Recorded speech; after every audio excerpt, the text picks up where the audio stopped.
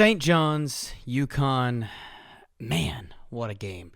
This had, like a 90s type, Big East type of feeling to it, like a defensive slugfest, vintage, Madison Square Garden, lots of notable names.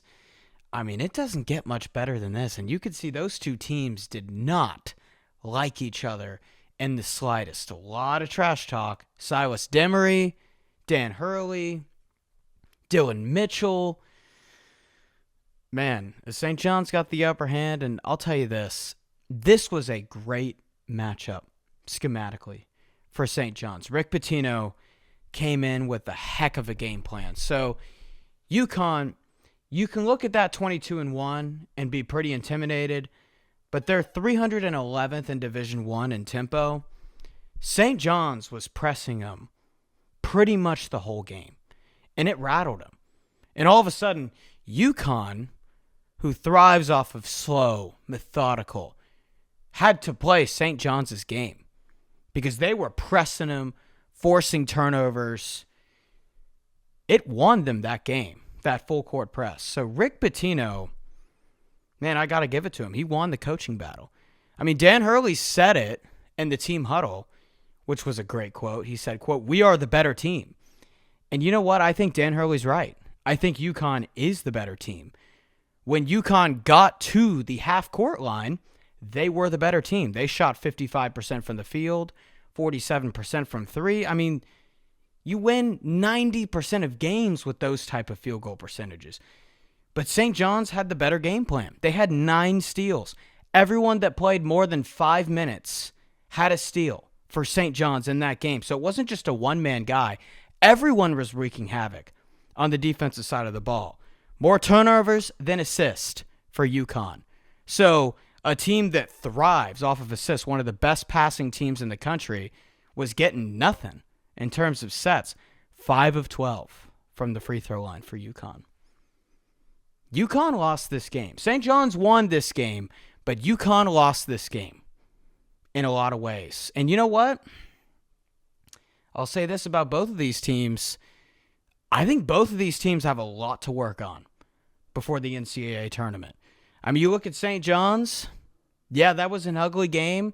I kind of came away from this game feeling less impressed by both teams, and I've been wrong before. I could totally be wrong, but I'll state my case in St. John's. So they're averaging 1.26 points per possession in transition. That would put them on a points per possession basis at the top of the sport. In the half court, they're averaging about 1.1 points per possession, which would put them at 83rd in scoring. So what am I saying? They get out in transition a lot, too. They're at the top 50 in college basketball in tempo. So what I'm saying is this offense feeds off of turnovers. And UConn wasn't ready.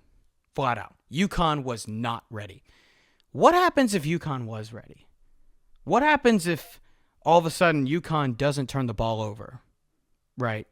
And you force St. John's to play in the half court. I think Pitino is still trying to figure out that void at the point guard position. And you know what? He's done a darn good job of doing that. Putting Dylan Mitchell at point forward, we've seen that. You know, they're 9-0 since Dylan Mitchell has joined the starting lineup. 9-0.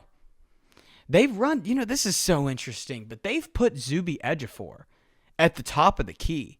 And they'll get a lot of deep wing screens and curls to the basket, and he finds them. It's sort of like Nikola Jokic with the Denver Nuggets. Kind of like that. Hey, he's averaging 4 assists per game since the month of January. That seems to be working. That's really interesting. I never thought that would be a possibility in terms of Pitino's playbook. And I will say this, they're a better team than we saw in November. Clearly, leaps and bounds. So I think in the developmental curve, you go down like this, and I think St. John's is going up like this, right? Now, my concerns is Zuby played great. Zuby Ejiofor played great. There's no denying that. There were times where they would go to him in the post, though, and Terrace Reed would do an amazing job at him defensively. but there would be some odd foul call. And my question is what happens to this St. John's offense when Zuby Ejiofor gets neutralized? Like, this offense of St. John's is literally Zuby Ejiofor in the post, tons of offensive rebounding, like top 15 in the sport in offensive rebounds, and forcing turnovers and getting out in transition. 15 turnovers forced per game. That's at the top 40 in the sport. And the interesting thing is St. John's has dudes that are capable shot creators. Like Ian Jackson, I think he's way better than the stats he's putting up this year. Way better. And so it does perplex me a little bit. They have gotten better, but I think I need to see more guys step up in the half court for me to think, yeah, that team can go super far in March. And UConn's a fantastic defensive team. Terrace Reed is honestly to thank for that. It is crazy to say that they're 22-2, but I don't think they're playing at all to their ceiling. They've scraped by in some close games. Providence by 6, Villanova in overtime, Georgetown by 2, Seton Hall by 5. Goodness, earlier in the year, Texas by 8, Florida by 4, even Providence in overtime. Again, Kansas by 6, BYU by 2. Like, there is an art to winning close games. I 100% agree with that. But I think when you constantly find yourselves in these close games with teams that you should be beating by 20, I think there are some questions there. And look, they're 114th in the nation in scoring. I think with the offensive talent that they have, they could be substantially better than that. Well, their offense, when you watch them, everything is so slow and set. 63% of their baskets are assisted on. Super slow half-court team. And that shows, okay, they're well coached. They run good sets. Of course, having a Dan Hurley coached team, darn right they're going to be well coached. But do they have a guy that has a combination of athleticism as well as shot making to be that guy that can elevate this offense from a systematic, good, solid offense to a great offense that wins a national championship? You know what? I think they do. I'm just not sure if Hurley realizes it yet, but I think it's Braylon Mullins. You know, I think, I could be wrong here, and maybe this is what UConn is planning to do long term, but I think Dan Hurley could let Braylon Mullins cook a little bit. Like, I noticed in the St. John's game, they're sort of using him as an outside shooter, and maybe they're not playing him as much defensively. You could see Pitino was really hunting him with Dylan Mitchell at the beginning of the game, and it was working. But I think he's so good of an offensive player and the solution for them on offense that I think you can live with the defensive liability. I really think you can. I think he's so much more than an outside shooter. I mean, you get that guy in the mid-range, you get that guy handling the ball, he doesn't need much separation to make a three in your face. He's got a pure touch. Like, I think it's sort of like a Jace Richardson situation at Michigan State, where Jace Richardson started out as this role player, and then all of a sudden Izzo midseason kind of realizes, oh, this guy has way more talent than we thought he did. So all of a sudden, he kind of carries him in the NCAA tournament, like puts the offense on his back, and what do you know? They're an Elite Eight team.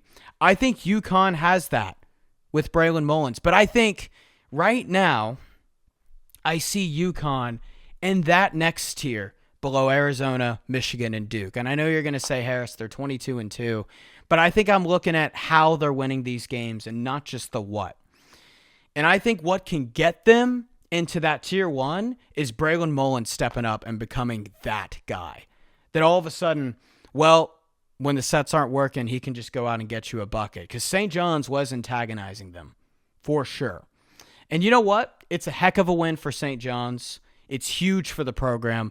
I honestly think, I am lower on St. John's in the tournament just because, they win games by forcing turnovers and getting rebounds. But if they play a team that's sound, that's ready for a press, that doesn't make any mistakes, how ready are they going to be for that? Can they adapt to that style? I will say, I think this is going to be the worst Rick Pitino team at St. John's. And I think this is still a good team. And that's saying a lot. And I could be wrong on St. John's. This is a very different team that we've seen in November and December, but I think I just need to see a little bit more from these two teams before I anoint them as true championship contenders.